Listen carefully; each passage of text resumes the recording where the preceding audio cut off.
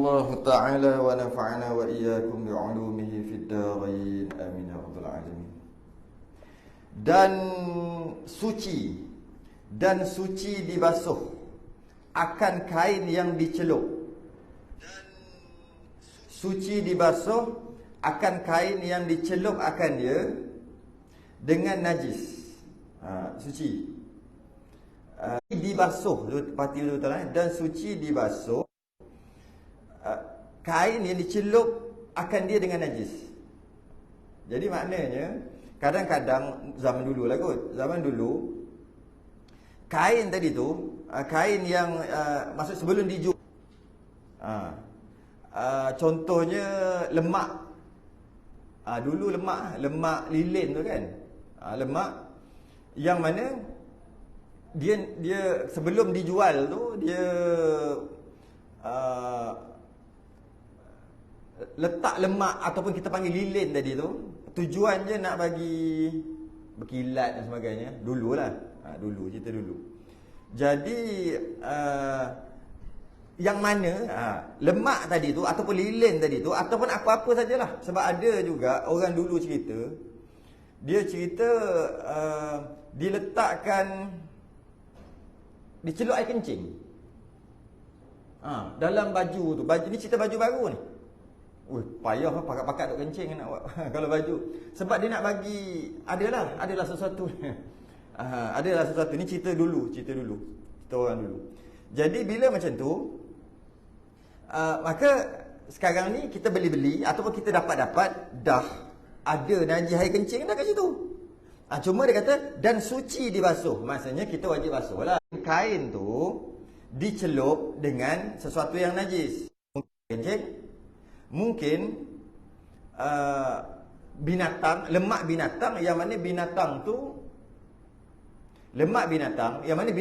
tak disembelih. Boleh jadi macam orang kafir kan, orang kafir. Dia mungkin buat macam-macam. Jadi macam tu, jika macam tu lemak tu adalah najis sebab binatang tu tak sembelih. Begitulah contohnya. Atau mungkin juga daripada lemak-lemak daripada binatang yang tak boleh makan. Bukan babi, anjing babi mughalladhah. Binatang tak boleh makan. Jadi kalau macam tu, lemak ataupun lilin yang terhasil tu adalah najis. Kemudian dicelup pakaian. Jangan tanya saya lah kenapa apa sal pula dia nak celup pakai pakaian. Orang dulu buat gitu lah. Kan sekarang pun rasa ada juga sekarang ni. Dia lepas basuh lah.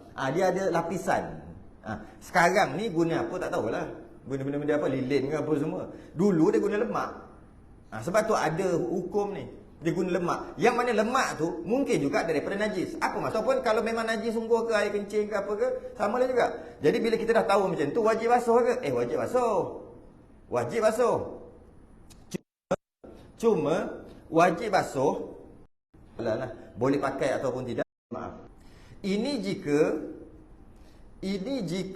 tiada lekat jirim najis itu pada kain.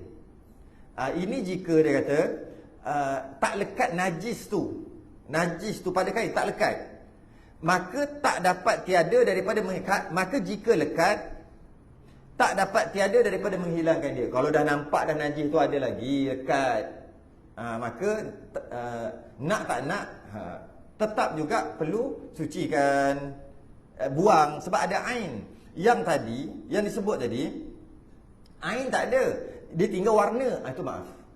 Ataupun basuh bersungguh-sungguh dan dia meninggalkan bau, maaf juga.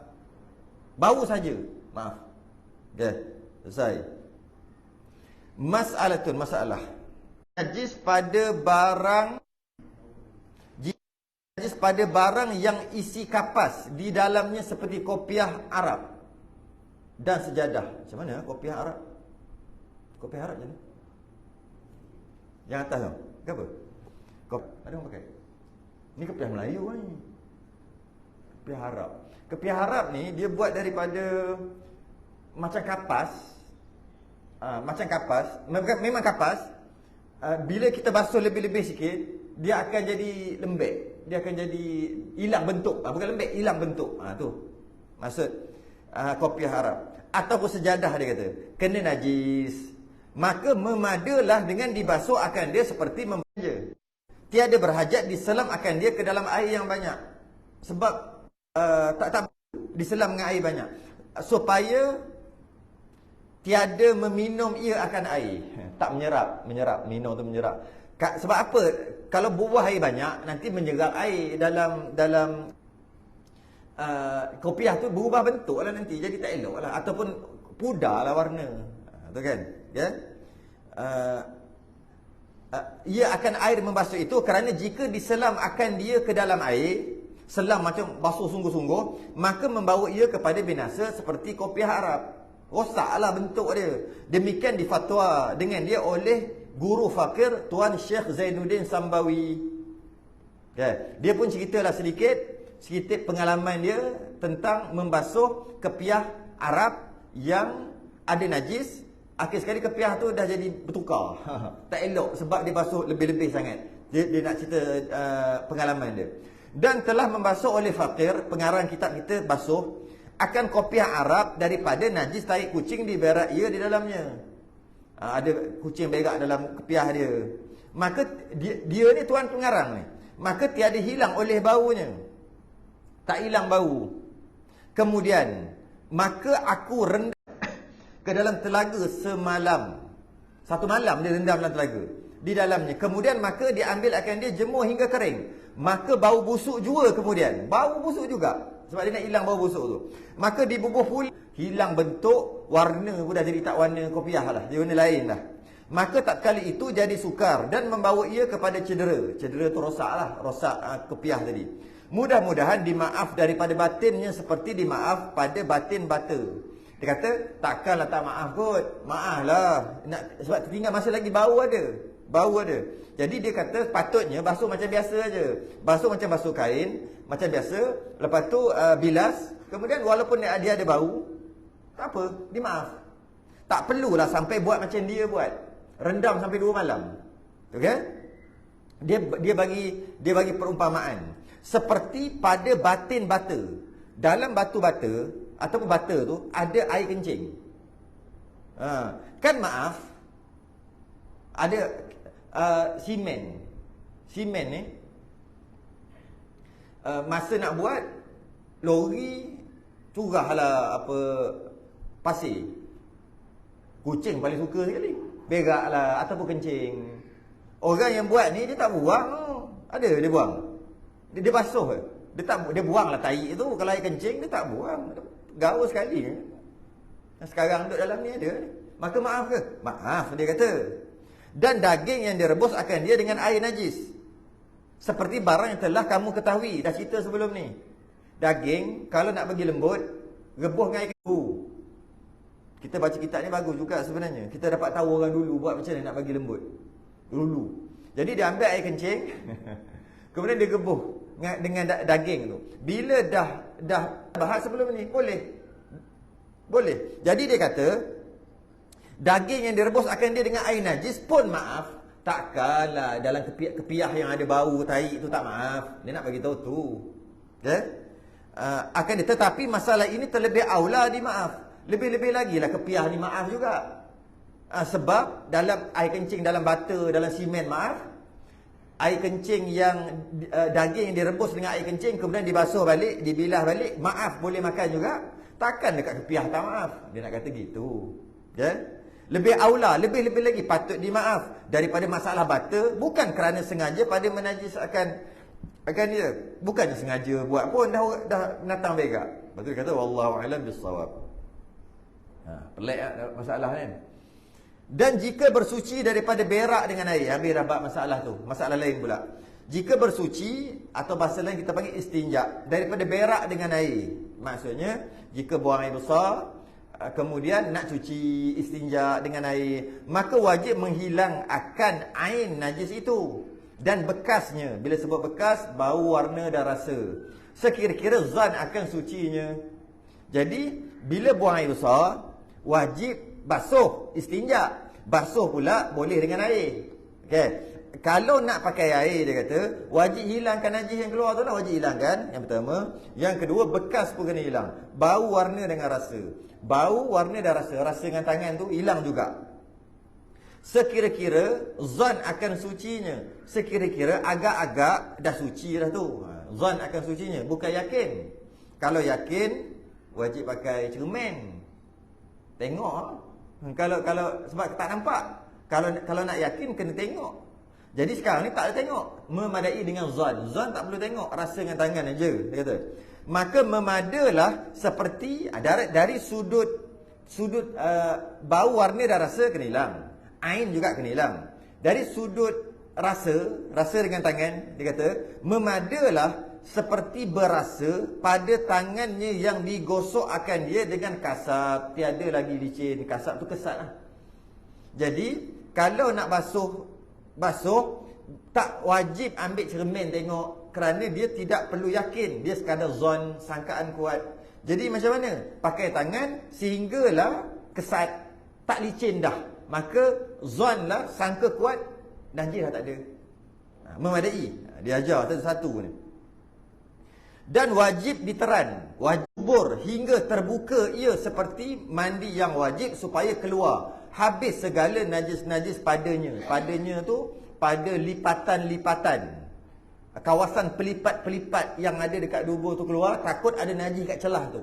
Jika tak teran, kalau ada najis kat celah, ambil wuduk, lepas basuh, ambil wuduk, sembahyang tak sah.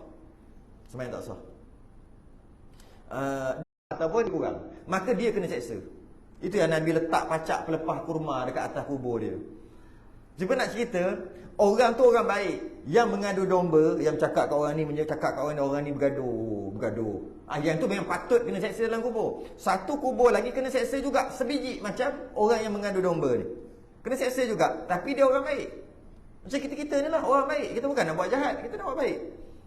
Jadi bila kita orang baik, pun kena seksa juga. Pun kena seksa. Kenapa? Kerana dia buat lebih kurang tentang istinja, penyucian atau istibrak, mengeluarkan saki-baki najis, air kencing ataupun najis, dia buat lebih kurang je. Malah pun nak belajar, tak nak belajar pun lah. Konon-konon dah tahu. Cuba bayangkan, dia kata kat sini wajib teran. Dengan maksud, jika tak teran, menyebabkan ada najis dekat lipatan-lipatan yang berkedut tu. Bila ada najis, lepas dia kata dah basuh, konon-konon lah dah basuh dan dia ambil sabun dah pun, tetap juga dia tak teran, menyebabkan ada najis dekat lipatan walaupun sedikit. Kemudian dia ambil wuduk dan sembahyang. Sembahyang dia tak sah. Kalaulah yang tak sah, 3-4 hari berak balik, ada lagi, tambah lagi lah banyak, maka tak sah sembahyang dia seumur hidup. Lampau lah seumur hidup lah. Mungkinlah sebahagian besar dari, kalau dia pergi haji, dia buat umrah ke, dia buat tawaf dia mungkin tak sah juga, sebab ada najis tu. Nampak macam kecil, basuh berak, basuh kencing, tapi kesan dia besar. Sampai dia kata ada orang dalam ni, tapi orang baik, orang sembahyang, tapi sembahyang dia semua tak sah, sebab dia tak peduli benda ni. Jadi kena terang, cak lagi tak sah. Esok lusa tulat sembahyang tak sah. Baca Quran haram, pegang Quran haram, semua tak sah. Satu lagi ni, tak basuh berak dengan sempurna je, ataupun buat lebih kurang. Memang patut pun sebenarnya. Jadi wajib dia kata wajib teran. Tapi dobek dia gini, wajib teran jika dengan teran baru keluar. Jika tak teran pun keluar ataupun rata, saya ulang balik. Wajib teran jika dengan teran baru rata. Apa rata? Sunat teran. Itu ayat dia dobek. Tapi secara umum wajib lah. Wajib duduk. Secara umumnya mandi wajib duduk, basuh buang air besar, basuh wajib duduk secara umum. Robek detailnya, wajib duduk jika dengan tak duduk kiri tetap rata juga, maka sunat duduk. Tu robek je, detail je.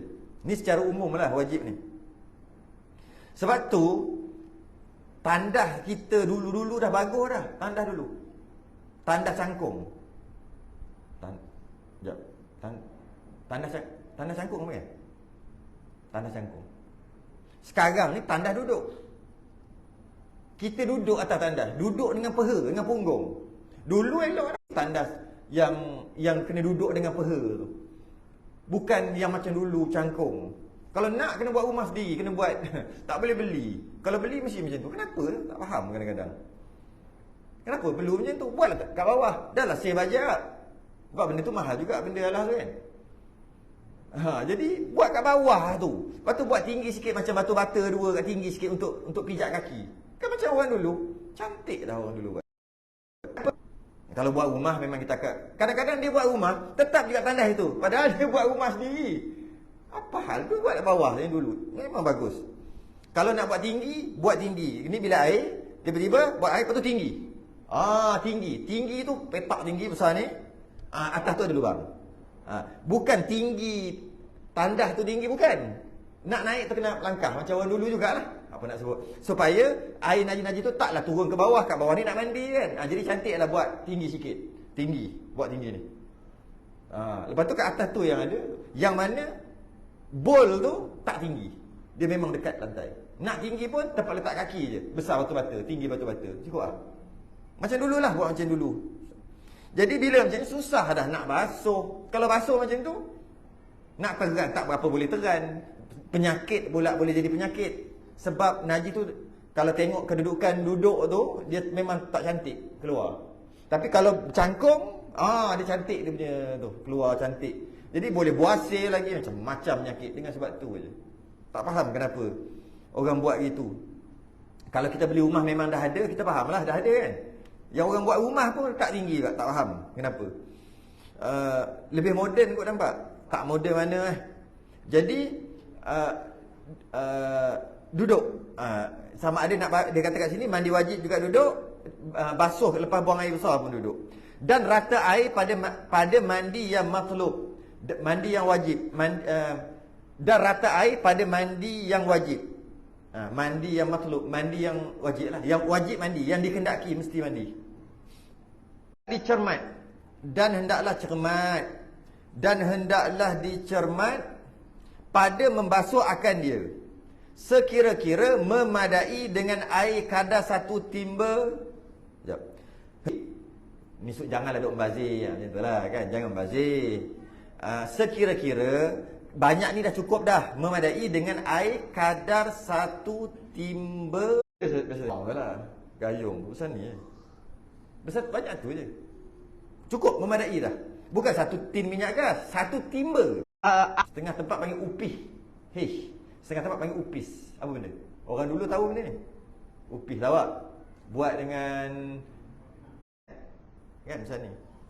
Kalau pakai nibung tu, saya pernah tengok orang buat yang pakai nibung, sebenarnya pakai nibung. Dia asal pelepah. Akhir sekali buat jadi cedok tu. Kan? Besar ni. Besar tu cukup dah. Satu cukup dah dia kata. Upis. Timba upis yang pertengahan. Lebih kurang besar gayung kita lah. Cukup dah. Kerana jika banyak pada menjirus akan air, kalau pakai banyak-banyak air, barangkali tiada suci. Maksudnya, kalau buat banyak-banyak air, barangkali tiada suci. Buat banyak-banyak air dengan alasan takut tak suci. Tu. Barangkali tiada suci macam ni. Kalau jiruh banyak-banyak, kenapa jiruh banyak-banyak? Sebab takut tak suci. Ataupun dia melayan perasaan syak dia tadi tu. Sepatutnya tak payah. Dia kata, jika kerana banyak akan menjirus, dan kerana jika banyak pada menjirus air, lagi dia tegah pada syarak. Dan banyak air sekalipun. Kalau duk layan, tak cuci lagi kot, tak cuci lagi kot, tak cuci lagi kot. Dia tegah pada syarak, maksudnya makruh lah. Banyak duk layan was-was tu. Kenapa? Pakai 1 timba pun dah. 1 timba. Dia kata gitu. Dia tegah tu maksud makruh. Dan banyak air sekalipun, walaupun dalam sungai sekalipun, dia kata janganlah bazir air, makruh. Itu sekadar pesanan je tu. Dan jika tiada suci, kalaulah dengan satu tu tak suci juga, maka berkehendak ia kepada cedok air pula. Kalau kata dengan satu tak suci, kena cedok kali kedua. Maka berlumur akan pehanya dengan air najis yang pungkok tu. Pungkur tu pungkok. Tahu pungkok? Orang utara kata pungkok Najis yang dipungkok itu, macam mana tiba-tiba je dia masuk utara dalam ni. Pungkur tu pungkok. Jadi dia kata, kalaulah kita memang berniat nak pakai air banyak, jadi kita akan buat lebih kurang. Bila kita buat lebih kurang, 1 tak cukup. Sebab kita memang niat nak banyak-banyak kan. Bila 1 tak cukup, pergi yang kedua. Bila pergi yang kedua, boleh ketiga, menyebabkan mungkin najis itu akan mengalir kat paha. Kalau kita niat nak pakai satu gayung aja, kita akan buat berhati-hati. Kita akan buat sikit-sikit dan sebagainya. Jadi tak adalah meleleh najis yang dekat pungkor dia tu. Okey. Taklah meleleh ke pungkur. Orang belah-belah sini dia kata pungkur. Orang belah-belah utara dia kan dia ni sikit kan. Dia punya qol-qolah tu lebih kan. Dia jadi pungkor tu. Okey. Dan hendaklah ke atas pinggang. Saya ajar lagi. Orang dulu kan pakai melekat. Nak basuh tu, angkat kain sampai ke pinggang. Jangan duduk, jatuh. Angkat sampai ke pinggang, ikat. Dan hendaklah diangkat kainnya ke atas pinggang. Sekira-kira lepas tiada kain itu, dia ajar suruh selak kain. Jangan duduk angkat lebih kurang. Nanti takut kena najis. Suruh angkat najis, angkat kain, lilit kat pinggang. Dan sebab apa kata gini? Sebab dulu tempat buang air bukan dalam rumah. Dia di luar. Mungkin juga di luar tu open air terbuka. Mungkin juga tutup. Tutup pun masih lagi mungkin tepi hutan dengan apa kan. Jadi sebab tu masa nak buang air tu mungkin pakai kain. Bila pakai kain tutup lah. Jadi bila nak basuh angkat. Jangan duduk macam tu juga. Bila basuh nanti kotor. Bila kena najis semayang tak sah. Dia nak beritahu gitu. Kita kalau lah buang kain tu terus, itu kalau tempat tertutup. Dan jangan duduk bersuci daripadanya pada tempat yang ada menanggung air. Air bertakung, menanggung air itu air bertakung. Jangan bercuci tempat ada air bertakung. Kerana takut daripada terpecik. Kalau duduk basuh-basuh ada air bertakung, percik kena balik kan. Maka hendaklah duduk di atas tempat tinggi seperti atas kayu, maka iaitu terlebih aula. Duduklah tempat tinggi sikit. Nampak tak orang dulu buat? Kan? Kita masuk toilet orang dulu kan? Masuk, betul ada tinggi sikit kan? Dah cukup dah ikut hukum syarak dah orang dulu. Dia bukan straight ke? Naik tinggi sikit. Terlebih aula. Okay. Dan dibasuh akan tangan kiri itu dahulu daripada membasuh akan dubur itu supaya tiada lekat bau najis padanya. Ajar macam mana? Sebelum tangan kiri, dia tangan kiri basuh ni. Sebelum tangan kiri basuh, basahkan dulu. Tu kata. Dan dibasuh akan tangan kiri, biar basah baru gosok. Jangan biar tangan duduk kering-kering gosok. Sebab apa? Sebab kalau basahkan dulu, barulah gosok. Kemudian lepas gosok, basuh, barulah tak lekat bau. Petua tu betul. Mahal nak cari kat mana? Nak cari kat mana? Macam mana tak nak bagi tangan tu bau? Orang dulu tak pakai sabun. Sabun tak ada. Jadi bila tak pakai sabun, tangan tu boleh bau. Sekarang pakai sabun, tak apalah buat macam mana pun. Kan? Cuma nak cerita dulu. Jadi antara petuanya adalah basuh tangan bagi basah, baru pegang najis. Dengan dia pegang najis, baulah tangan dia. Bila dia basuh nanti, hilang bau najis. Kalau dengan tangan-tangan kering pegang, bila basuh nanti tetap ada kesan, ada bau juga dekat tangan. Itu betul. Dan sunat digosok akan dia kepada bumi kemudian daripada selesai bersuci. Lepas dah istinja apa dah bersih dah, basuh tangan. Sebelum basuh tangan tu, tangan ni gosok kat tanah.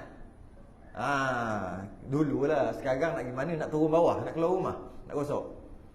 Sebab tu kata, tak ada dengan tanah dapat sembuh kita punya penyakit. Kita ni geng tanah. Kita bukan geng api. Geng api tu jin, syaitan. Kita geng tanah. Jadi apa-apa tanah, dia banyak memberi kesan dekat hidup kita kan, kehidupan kita. Kadang-kadang kita pernah dengar kan, orang kata suruh berjalan atas tanah, jangan pakai selipar.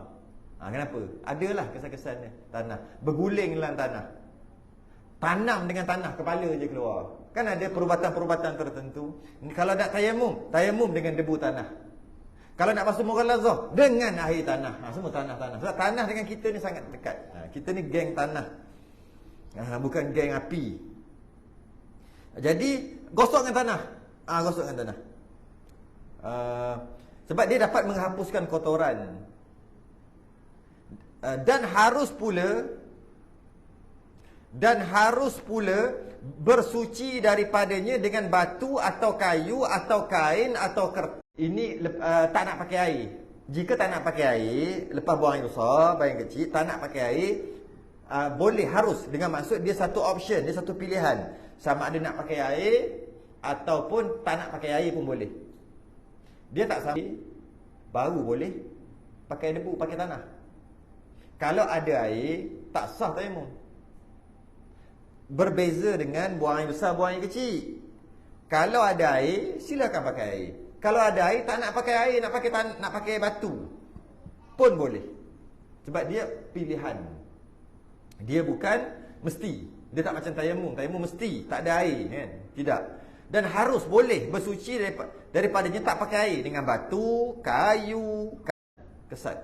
Yang kita panggil, istilah dia panggil istijmar. Kalau istinja dengan air, istijmar dengan batu ataupun dengan seumpama batu. Batu and the gang. Dengan tisu, dengan kain yang ini, kalau kain yang kesat, dengan kayu tapi hati-hati lah kayu. Kerana umat Nabi special case. Dia dapat walaupun ada air, tak nak pakai air pun tak apa. Special. Banyak umat kita lah banyak dapat special. Jadi boleh pakai. Janji kesat. Dia ada cara dia lah. Dia ajar cara dia. Boleh lah. Nanti kita buat bahasan dia. Dan jika tepi laut sekalipun, tak nak pakai air, boleh. Tu dia kata. Kadang-kadang contoh dia pun melampau juga. Buang tepi laut, korek, duduk. Okay. Tapi sambil tengok matahari terbenam. Contohlah. Kemudian depan laut, kita buat contoh lagi. Belakang tu ada tasik pelindung. Belakang tu ada tasik. Depan tu laut. Lepas tu air terjun dekat aja. Lepas tu pula belah sana sungai. Lepas tu pula masa dia buang air tu tengah hujan lagi. Dan dekat dia buang air tu ada air matahari tu peluk keluar. Dia pun buang air. Tak nak pakai air pun boleh. Melampau contoh dia. Pun boleh. Tak nak pakai air, tak nak pakai air. Nak bagi tahu itu pilihan tu aja contoh tadi.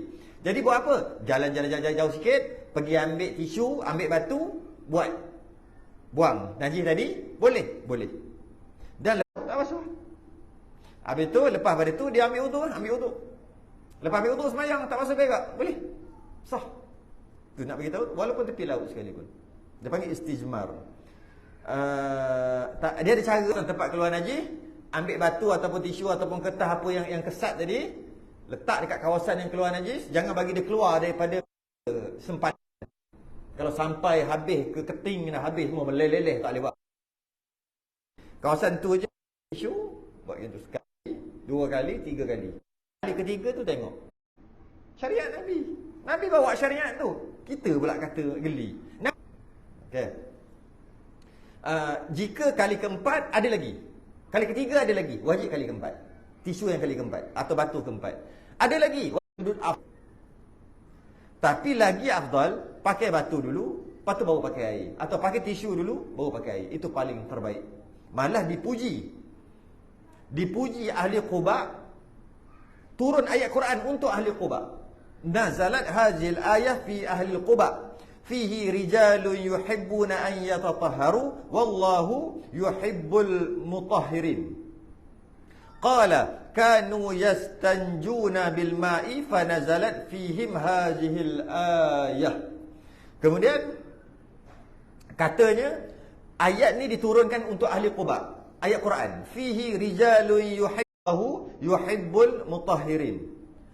Mereka orang dalam masjid tadi, lelaki-lelaki orang yang duduk dalam masjid tadi sangat bagus, mereka membersihkan, menyucikan dirinya. Dan Allah, maka Nabi sabda, Nabi pergi tanyalah ahli Quba, kenapa turun ayat dekat kamu ni sampai hebat sangat turun ayat?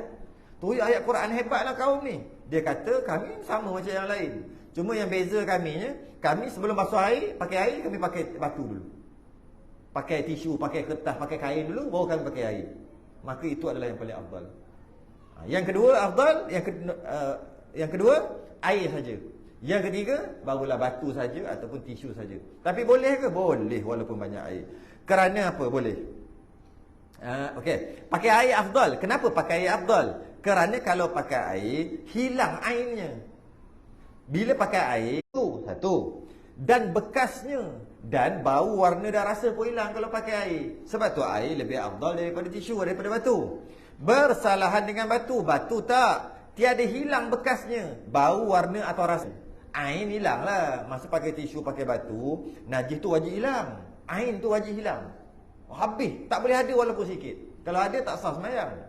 Cuma bila hilang pakai batu, buat pakai tisu, pakai batu, ada kesan-kesan yang memang tak boleh buat apa, tak boleh hilang, melainkan dengan air baru boleh hilang. Baru dimaaf. Mungkin warna kuning ke warna apa, mungkin bau, tak boleh hilang dah, tak boleh hilang. Kalau nak hilang macam mana? Kena pakai air. Maka baru waktu tu dimaafkan, cukup dah. Pakai tisu dah cukup dah. Jadi dia kata kat sini, kalau pakai air, hilang ain, hilang najis, hilang bekas, bau, warna, rasa. Kalau pakai batu, ain hilang, memang kena hilangkan ain. Tapi tiada hilang bekasnya, bau atau warna masih lagi ada. Tapi kalau ada, boleh ke? Dimaaf daripadanya, dimaaf daripadanya. Maaf walaupun ada. Dan jika berpeluh kena kain, dan badan sekalipun. Tengah-tengah semayang, dia ambil uduk semayang, tengah-tengah semayang berpeluh meleleh, kena kain dia bau kain dia, bau tai. Bau contoh lah. Walaupun macam tu, maaf. Hanya dimaaf orang yang istinja macam tu je, hanya dimaaf. Tak dimaaf bagi orang lain. Kalau orang lain nak pinjam kain, tak boleh bagi, tak sah. Tapi bagi diri dia boleh. Dan dia pula jangan pijak atas kaki orang tengah sembahyang, menyebabkan orang yang dipijak tu tak sah. Dia pula jangan masuk dalam air kurang 2 kullah. Kalau dia masuk dalam bathtub ke air kurang 2 kullah, semua jadi mutanajis air tu. Tak boleh, jangan masuk. Sebab walaupun dimaaf bagi sembahyang, tapi ada lagi sifat-sifat najis dekat tempat keluar tu. Dia setengah jam pakai batu, kena pakai air dah.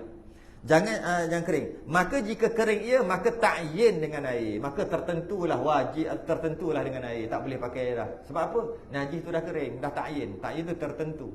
Dah tertentulah, maka ta'yin dengan air. Tak boleh pakai lain, kena pakai air. Dan dipeliharakan zakar kemudian berkemih. Lepas kencing peliharalah daripada kain barangkali najis kain itu dengan basuh air kencing padanya. Ayat dia berbelit. Kalau lepas buang air kecil, tadi air besar, lepas buang air kecil, hati-hati dengan kain tu. Nanti duk jigu pula, terkena kain tu. Pesanan dia. Okay. Dan jangan bersegera pada membasuh akan kencing, melainkan kemudian selepas daripada istibrak dengan berdehem atau berjalan kerana hendak beri sejat. Bukan sajat tu, kalau yang Jawi ya. Kalau yang Rumi, tak apalah, Rumi SE kan? Betul lah. Yang Jawi tu sajat lah. Sajat pula ada dalam ni. Pahal pula. Sajat dah pindah. Ke Malaysia. Dah lari. Jadi, sejat tu bukan sajat. Okay? Dan kata kat sini, maksudnya jangan lepas kencing cepat-cepat nak basuh. Sabar dulu. Lepas istibrak. Istibrak tu apa? Mengeluarkan saki baki najis sampai habis keluar. Jangan cepat sangat, takut ada lagi dekat saluran. Basuh, dah habis basuh dia keluar. Kan semayang kita macam mana nanti? Basuh cepat sangat nak kan, tak buat sesuatu untuk keluarkan najis. Tengah-tengah semayang sujud dekat apa dah keluar, merasa menitik. Allah, kan susah kerja. Jadi janganlah segera sangat, sabarlah kejap. Buatlah keluarkan, bagilah najis tu keluar habis dulu, air kencing tu keluar habis dulu. Caranya dia kata dengan ataupun berjalan. Tak kisahlah buat macam mana pun. Melompat, berjalan, pumping, tak kisahlah. Ketuk ketampi, jalan itik. Yang penting, cara dia buat tu menyebabkan air kencing, baki-baki tu keluar habis. Itu namanya istibrak. Jadi kena buat. Ataupun paling kurang bagi orang yang sihat, dengan berdehem dah memadai. Berdehem dah cukup dah. Berdehem. Berdehem kuat-kuat. Bukan berdehem tu dekat sini. Bukan. Berdehem kat sini, gatal tekak. Takkan keluar air kencing. Takkan keluar saki baki air kencing kalau berdehem kat sini. Dia kena berdehem dekat mana? Dekat perut. Dekat perut, berdehem kat perut. Getaran yang buat dekat ni biar sampai ke perut, dan dia akan pergi dekat organ-organ, saluran-saluran supaya keluar. Jadi caranya adalah berdehem. Bukan maksud berdehem. Berdehem tu maksud tarik nafas, Fokuskan dekat mana-mana pundi kencing ke apa ke dalam otak ni, betul? Tu Abraham. Bukan. Saya duk dengar dekat RNR ke apa kan, masuk. Bagus dah. Lepas nampak duk buang, kita masuk dalam tu, dia bunyi. Tu kata Abraham tu tarik nafas. Tu Abraham. Kan dia rasa. Kalau ada orang tu normal, terkeluarlah baki kencing. Kalau orang tu normal tak sakit. Tapi kalau orang tu ada penyakit, silsil baul ke, ada penyakit kencing tak tos ke, besen ke apa, setengah silah-silah dia panggil kan. Kalau ada penyakit, tak boleh Abraham macam mana pun tak keluar. Dia kena mungkin berjalan, melompat, silangkan kaki dan sebagainya. Duduk bangun, langkah lumba lagi. Buatlah sesuatu bagi keluar. Kalau tidak, nanti nak sembahyang dia payah. Okey, kerana nak bagi sejat. Dan banyak orang kena seksa di dalam kubur dengan sebab tiada suci daripada air kencingnya yang sebut cerita tadi. Ramai orang dia tak peduli pun dengan istinja. Allah basuh kencing pun nak belajar, dia kata. Tengok menyebabkan tak suci cara dia basuh, seperti barang yang tersebut dalam hadis. Istanzihu minal bauli. Saya cari hadis tu apa. Dia tak beritahu hadis, saya cari hadis tu. Daripada hadis Bukhari. Hadis Bukhari ke? Ya. Istanzihu minal bauli fa inna 'amata 'adzabil qabri minhu. Dan Hakim kata Nabi, keluarkan air kencing sampai habis. Sesungguhnya kebanyakan seksa kubur bagi orang baik adalah berpunca daripada, bukan bagi orang jahat. Bagi orang jahat macam-macam seksa kubur. Kenapa? Daripada air kencing. Jadi jaga betul-betul. Jaga lebih-lebih lagi yang dah berumur ni, dia grip tu semua dah longgar. Semua dah pakai bertahun, takkan tak longgar tak? Nak tukar washer semua dah. Inilah kata setengah ulama wajib istibrak. Kata setengah ulama wajib, tapi itu secara umum. Secara detailnya wajib istibrak jika dengan tidak istibrak air kencing tak habis keluar. Sunat istibrak jika dengan tak istibrak pun air kencing keluar juga. Detailnya macam tadi, sama. Maka kerana inilah kata setengah ulama wajib istibrak.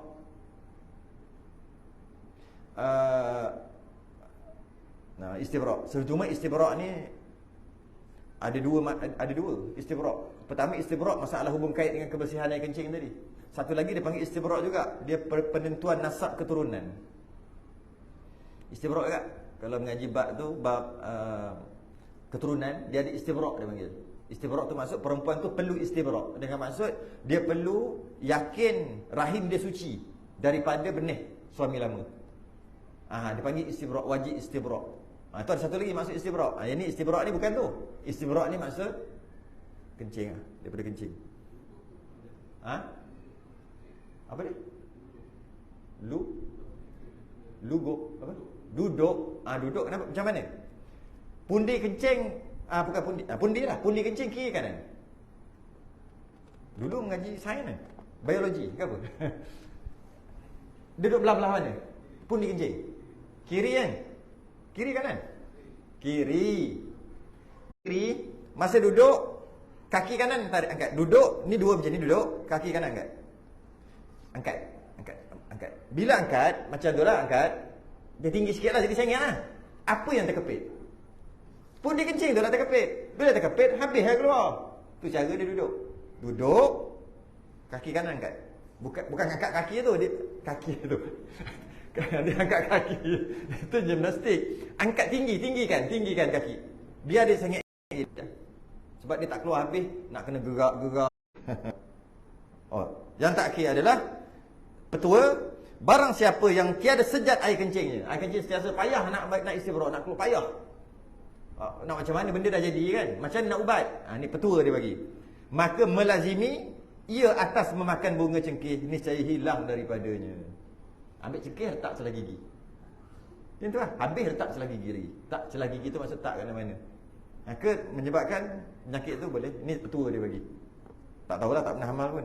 Tak pernah amal lah. Tapi ni petua bagi. Boleh amal. Okey, faedah tu. Habis kita berhenti dekat. Dan sunat bagi orang yang tiada sabar. Atas. Ni bagus ni. atas orang yang tiada sabar atas kesakitan apabila datang oleh penyakit. Kalau kena penyakit, sunat sabar. Jika datang ada penyakit, dia tiada sabar, dia tak boleh sabar, pergilah berubat. Saya baru cerita petang tadi bab ni. Dan kalau kuat tawakalnya, maka meninggalkan berubat itu afdal. Lebih baik jangan pergi hospital. Tu memang kita kata. Jika boleh sabar. Jika tak boleh sabar, pergilah hospital.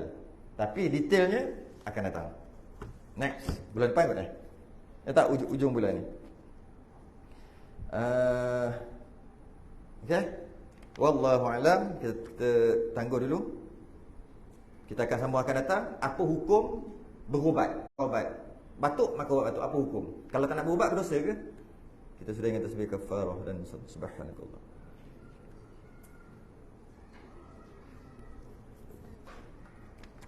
Assalamualaikum.